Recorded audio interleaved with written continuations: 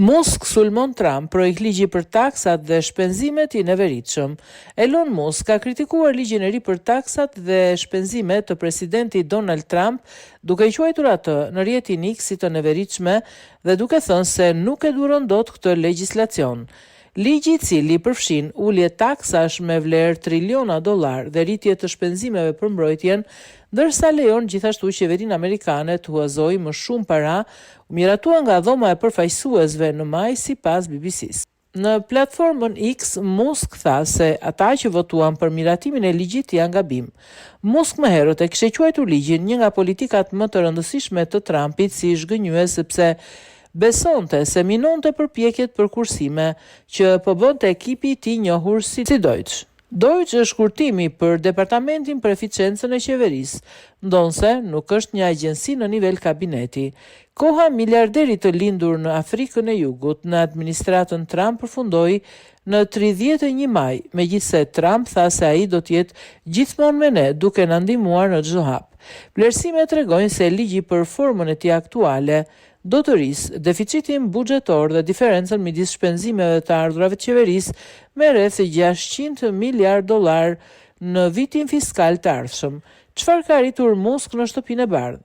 Në një sër postimesh të martën në X, Musk tha se ligji i mbushur me shpenzime të panevojshme do të rrisë një mënyrë masive deficitin e madh buxhetor në 2.5 trilion dollar dhe do të ngarkojë qytetarët amerikanë me një borxh të papërballueshëm. Në politikën amerikane, termi pork i referohet shpenzimeve që ligjvënësit i shtojnë ligjeve për të favorizuar zona apo interesat lokal. E pyetur për komentet e Musk, menjëherë pas postimit të tij të parë, zëdhënësja e shtëpisë së bardhë, Caroline Leavitt, tha se presidenti tashmë e di se ku qëndron Elon Musk në lidhje me këtë ligj. Ai është një ligj i madh i bukur, shtoi ajo, dhe ai do të qëndrojë pas tij. Legjislacioni gjithashtu zotohet të zgjas uljen e taksave që do të skadojnë së shpejti dhe që u miratuan me mandatin e parë të Trump në vitin 2017. Po ashtu, parashikon rritje të fondeve për shpenzimet ushtarake dhe për financimin e dëbimeve masive të migrantëve pa dokumenta. Për më tepër ai propozon ngritjen e kufirit të borxhit publik i njohur si tavan borxhi në 4 trilion dollar. Komentet e Musk pasqyrojnë tensionin brenda Partisë Republikane në lidhje me planin i cili ka hasur kundërshtime të forta nga sanksionet të ndryshme të partisë gjatë urgëtimit të tij në dhomën e përfaqësuesve. Tashmë Senati po e shqyrton ligjin dhe përçarjet kanë filluar të shfaqen edhe aty. Senatori Rand Paul nga Kentucky ka thënë ditë të fundit se nuk do ta mbështesë ligjin nëse përfshin ngritjen e kufirit të borxhit.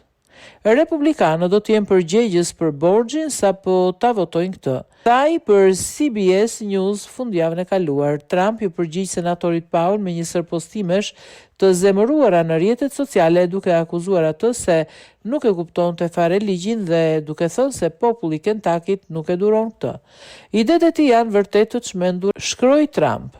Republikanët në Kongres kanë caktuar si afat për ta kaluar dhe nënshkruar ligjin e madh dhe të bukur datën 4 korrik. Postimet e Musk në platformën që ai zotron gjithashtu sugjerojnë një përçarje me Trump, të cilin e ndihmoi të zgjidhej në zgjedhjet e nëntorit kaluar me donacione mbi 250 milion dollar.